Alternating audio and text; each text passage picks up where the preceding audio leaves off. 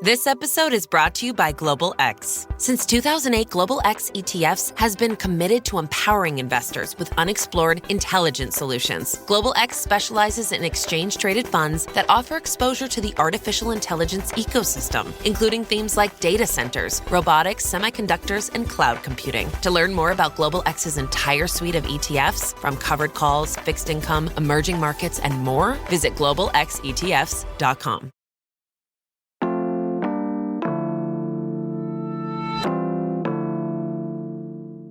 Today on CityCast Pittsburgh, it's cozy and creepy season, and we're sharing some frighteningly delicious food that we've seen pop off on Pittsburgh Instagram. Plus, we're saying hello to a brick and mortar for a favorite soup maker, a new wine bar, a cute coffee shop on the East End, and a beloved brewery's new digs in Uptown. It's Thursday, October 24th. I'm Megan Harris, and here's what Pittsburgh's talking about.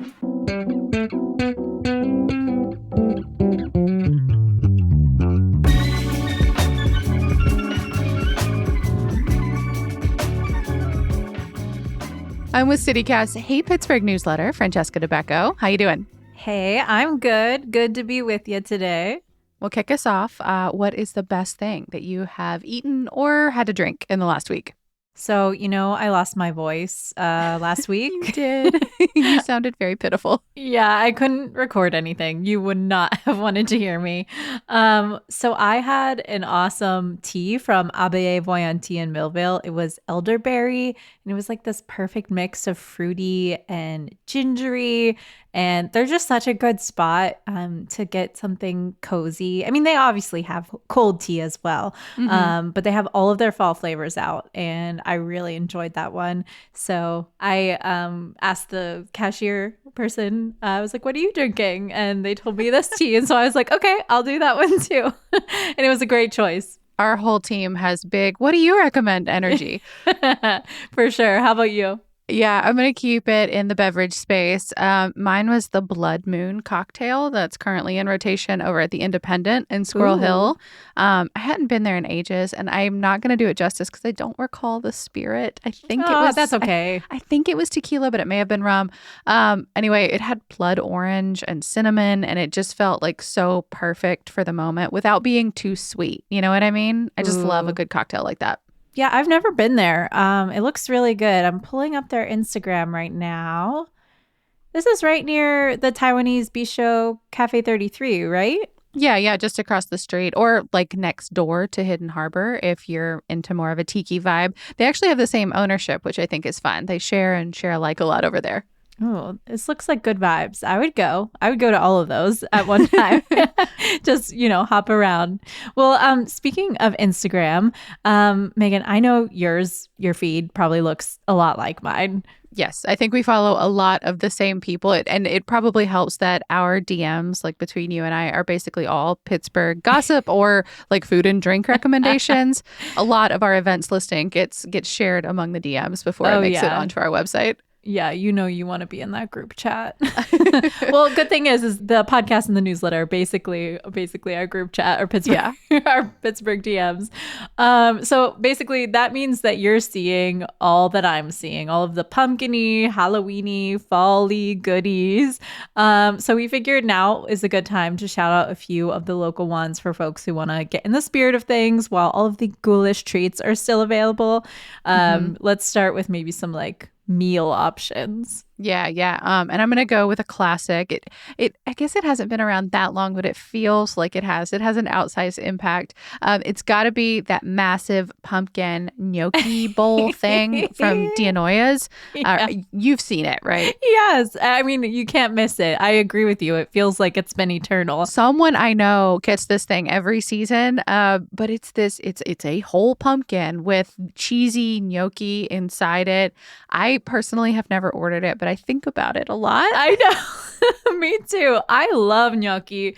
But to be honest, every time I look at it, my tummy kind of hurts because it looks like a lot. I I would need to share it. Maybe we should go as a crew, share it amongst all of us so we don't all hurt afterwards. Yeah, if all 5 or 6 people on the team like all shared it, maybe it would be okay. It's so shiny and it's so cheesy. It almost looks like kind of indecent. Like whoever was taking photos of this thing just got a little intimate with the pumpkin, you know. But you know, I'm kind of upset to realize as I'm on their website, they actually have a recipe online if you want to try to DIY this thing. Okay, I'll bookmark that one for later. Still in the Italian theme, though, I saw that Saint Ravioli in Bloomfield is making this fun Halloween ravioli. So it's called Zucca Nera, and it's black ravioli with an orange inside. They make it black with activated charcoal. I don't think you'd be able to taste it, but that's how they do that. And then the inside is like slow cooked butternut squash, garlic, sage, green onions, spices, and it's mixed with ricotta and Parmesan. It sounds really good. But just so you know, St. Ravioli does monthly menus with these sort of time drops. So you have to make sure you follow them and you order ahead of time so you can snag it. But if you can't get this one, it's good to know that Sorgel's has a gluten-free pumpkin ravioli. I feel like gluten-free pasta dishes are pretty hard to find. So kind of fun that there's a seasonal one there. Yeah, totally. And Sorgel's, of course, I feel like we talk about all the time this fall. They have the whole like pumpkin, apple picking, like a greenhouse. There's just like so much to do and check out. And they, of course, have that whole little market over there with donuts and other things. There's a lot of fun stuff at Sorgel's. Let's move on to some sweets. What has caught your eye? Yeah, so I have been really wanting to go to Pigeon Bagel on Donut Day. First of all, have you ever been to Pigeon Bagel? Yes, for bagels, not for donuts. Yeah, so they typically have an array of delicious treats in their, pastry box. But they do have these occasional donut days. And I saw this picture of these apple cider caramel donuts on Instagram. Oh my gosh, I was drooling over them. They look so good. And their baked goods in general are just like top. They're just so good. So I really want to make it there. But if you miss a donut day like me, always check out their seasonal flavors and their pastries. And a couple more honorable mentions. There's the pumpkin cheesecake cup from 350 Bakery. It kind of has like parfait vibes a little bit. There's pumpkin, caramel apple buns, and lots of other things in the shop over there. And then Third Space has a pumpkin cake right now. You can get a slice with cream cheese, and it's got pumpkin spice pepitas, candied pepitas. Sounds so good. And then there's something else that producer Sophia Lowe recommends, the Concord Grape Streusel Bar. Third Space always has the most interesting flavors over there. Oh, yeah. That's a big favorite on our team. Definitely go and snag those while you can. And another one that I saw, these are so cute. You have to open this link, Megan, on Instagram. They're called Les Bêtes. And this is at La Gourmandine. It is. Oh, look at the little eyeballs and the bat wings. Yeah, they're like little chocolate gobs almost, but with little like chocolate bat wings. It has a chocolate choux pastry with a chocolate filling. They just look so cute. Very Instagrammable, on theme for what we're talking about. And then some drinks. What do you have, Francesca? So I know pumpkin spice lattes are obviously everywhere, but I saw this one. It's called the Great Pumpkin Latte at Square Cafe. And it's really cute because it has this cinnamon jack-o'-lantern on top, and it's brewed with caramel and hazelnut. So that just looks extra to me. But if you do want an alcoholic version, I guess, I saw that the Speckled Egg has pumpkin spiced espresso martinis. I know people love those. So get your brunch, get your espresso martini, but with a, seasonal spin.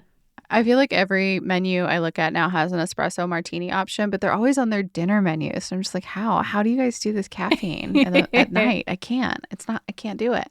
I'm going to go with the Bite Me. It's a drink from Lola's Eatery. This thing is bizarre. It's a pouch with a straw in it, and little vampire teeth over it. But in the pouch, it looks like a blood bag, Francesca. Oh, I just looked at the photo. This is hilarious. I feel like if you're a vampire or something for Halloween, you need one of these. Like, just carry it around your party. Yeah, it's a double shot of vodka with fruit punch. So I don't know. I'm sure they made it taste as good as fruit punch and vodka can taste, but I think you're really like carrying this around for the ambiance, you know? Yeah. It's like a creepy adult Capri Sun, basically. Yeah, I think that's really apt. And if you want more spooky drinks, we totally get it. We talked about a ton of them actually in our guide to October that came out earlier this month. There's a bunch of Halloween pop-up bars and other things to check out. I've been hearing a ton of great feedback actually about mixtapes that like for pop-up bars, that mixtape is like really hitting the right note here in Pittsburgh and doing it like perfectly. Check it out. And of course, we'd be remiss if we didn't shout out the other harbinger of the season here in Pittsburgh, the Goblerito. I've not had it. Well, it's not the most vegetarian friendly. No. It's the invention of Mad Mex at all of their locations, but it's this big monstrosity of a burrito that includes basically a turkey dinner with mashed potatoes and stuffing, and it's doused in gravy. There's cranberry sauce on the side. I had it many, many years in a row, and I think as long as you like suspend what you think a burrito is supposed to be, just enjoy it for the mash of flavors. It's pretty good. It's pretty good. I mean, we're all here for all of the, mixing all of the Thanksgiving goodies anyways. So we'll send you into November with that one.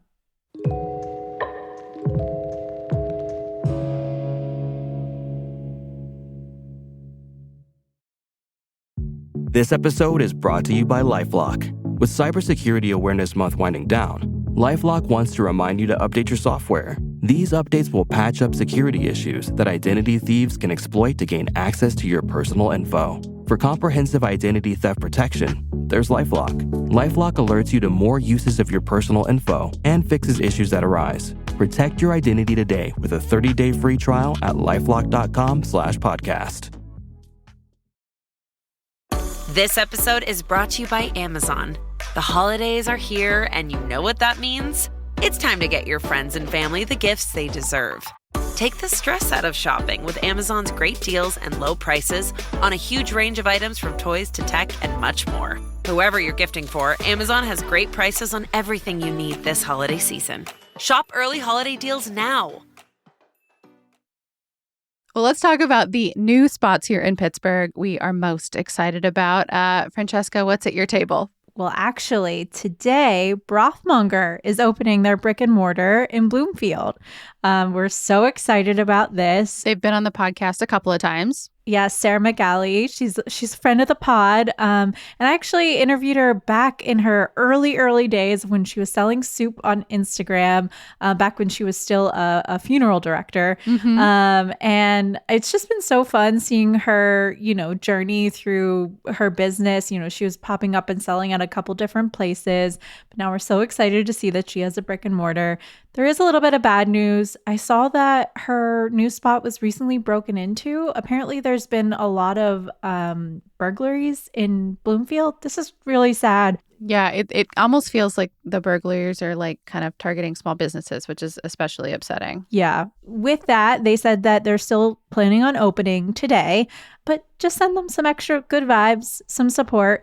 It's in the old Pad Thai noodle spot on Liberty. That's like right across from Patty Cake Bakery. And she said right now they'll have an array of options in their grab and go cooler. So she's excited to see everyone come by, grab something to eat, and definitely go and support something perfect for this season right now. Totally. And we'll keep it in Bloomfield. So there's a new wine bar opening up, Solera Wine Company. Right now, they're looking at Friday, open Wednesday to Sunday to start. They've got a bubbles, white, rosé, orange wine menu. The prices look on the higher end for by the glass here in Pittsburgh. And I am going to throw just a teeniest bit of shade for this brand new business because I'm a little suspect, just a little, because they have Miller High Life on the menu under the bubbles section. Oh, no. It is priced appropriately. It's like $3. So like I will give them credit if they're gonna serve it. It's a wink and a nod. But it made me laugh a lot. They also have cocktails. And then they've got a bunch of snacks too that look pretty good, like charcuterie and stuffed dates, olives. It kind of reminds me a little bit of like the bar vibe at Tina's. Okay. I'm interested. I feel like that's mostly, to accommodate the folks that are going with their wine friends. They need an alternative. Like It looks like they are willing to accommodate any palate, that's for sure. But High Life, really? On your champagne section? Come on. We know you're a big wine fan, so I do trust your opinion. We'll have to go try it out. I will, yeah. So I recently visited this new coffee shop called Spigolo. It's in Edgewood, towards the Wilkinsburg area. And it's so cute, Megan. They have lattes and, all your coffee drinks made with Red Hawk coffee. And they have treats by Wild Rise Bakery. I saw there a couple from Pigeon Bagels. So like area bakeries are being represented, selling their stuff. Yeah. It's very cool. And it has this really cute checkered patio. You can go on the website. I put it on our food and drink updates. It's just really like cozy and cute. It's on this edge, like between the Edgewood corridor there. Actually, they were supposed to open a lot earlier, and they unfortunately had this like person crash into their business. This is like weeks and weeks, like months ago. And they posted on their Instagram, they said, believe it or not, we said takeout window, not drive-through window. So they're, making light of it, but they finally opened and the place looks great. And they've kind of, made a joke out of it. I saw t-shirts in their spot with like a car crashing into the cute little like house looking coffee shop. So definitely check it out if you're over on the East End. It's really cute. I'm glad they're making the best of it. I'll throw it over to Braddock. The Braddock Public House has opened in the old spot where Superior Motors used to be, that fancy white tablecloth restaurant from Kevin Sousa that was there for a minute. Yeah. So, of course, right across from the U.S. Steel Edgar Thompson Works, you can get Brew Gentleman beer, and then there'll be Japanese and Hawaiian-inspired snacks, sandwiches, shareables, all kinds of fun stuff. I really like spending an afternoon in Braddock, like just kind of walking down the street and popping in and out of businesses.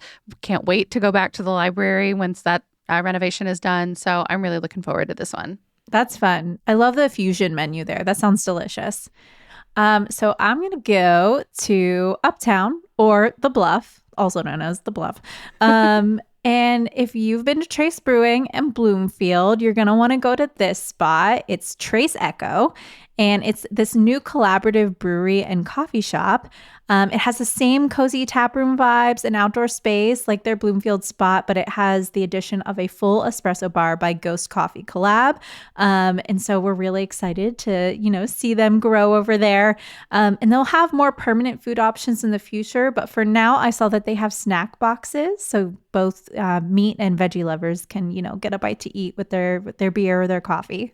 I saw them post about their very first sale. And of course, it was a journalist, one of our friends over at Public Source. Yes. Because their office is right next door. I don't think that was for a story. I think it was just the natural fit of a journalist being right next to a new coffee shop. Yes. Love that for them.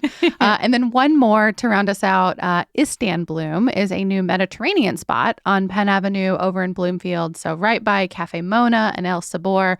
They have all kinds of cold apps. It looks like hummus, baba ganoush, grape leaves. And then hot food, of course, like falafel, entree kebabs, lamb, chicken, veggies. It just looks really delicious. I'm always down for a new Mediterranean spot, so I'm excited about this one. It's a big food week for Bloomfield. I love this. Yeah, go Bloomfield. Okay, some bummer news now. Yeah, so some closures. Not too many, though. Many more openings this week. La Via Trattoria in Lawrenceville. So they've closed down. The last dinner service was September 28th. They were a small family-run Italian spot, opened about 4 years ago. And from what they say, it looks like the lease was running out in November, and they just decided to close down early instead of trying to renew it.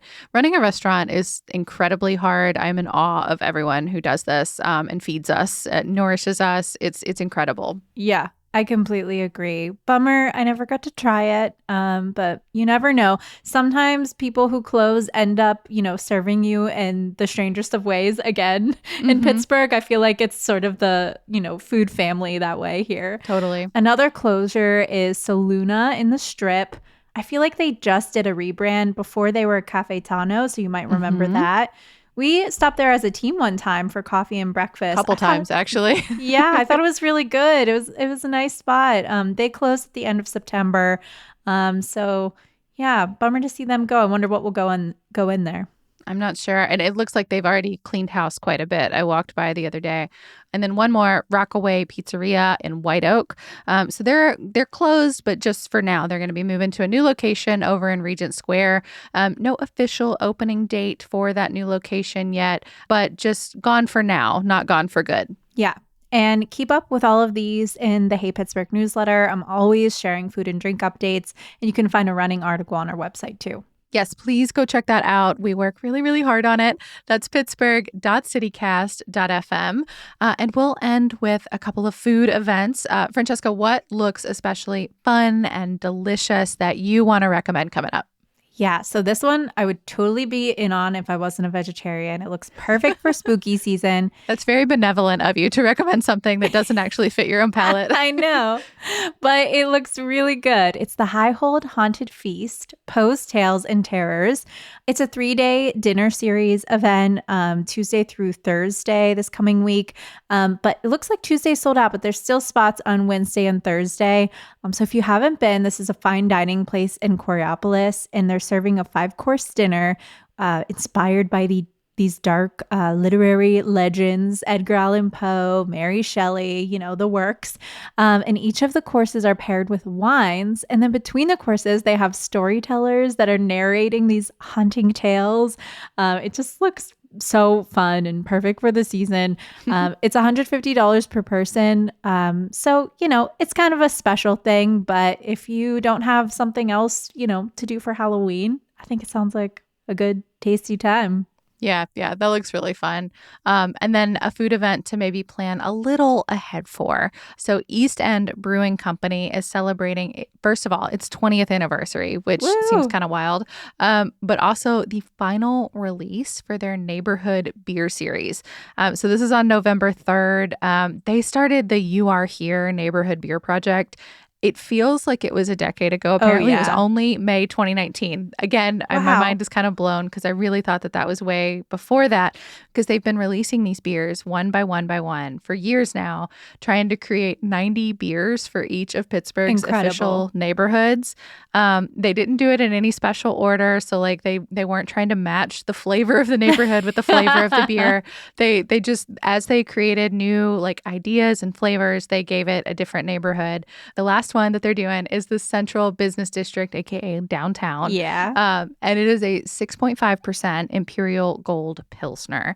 They've just been so creative and so fun over the years. It's cool to see it finally kind of come in full circle. And there's going to be this whole trivia party at Arcade Comedy Theater to celebrate. So again, that's November 3rd. Big congratulations to East End Brewing Company. It's quite the feat to do 90 beers for all the Pittsburgh neighborhoods. Yes, I'm not a beer person, but I am a neighborhood person, and I love this homage to our city and just the highlight of all of the special corners of Pittsburgh. So very cool.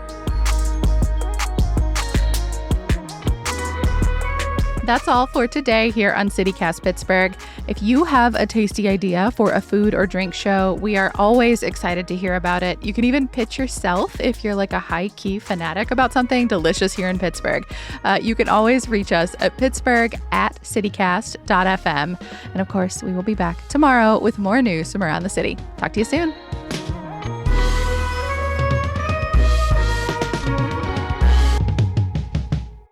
Fun. I think my batteries are about to die.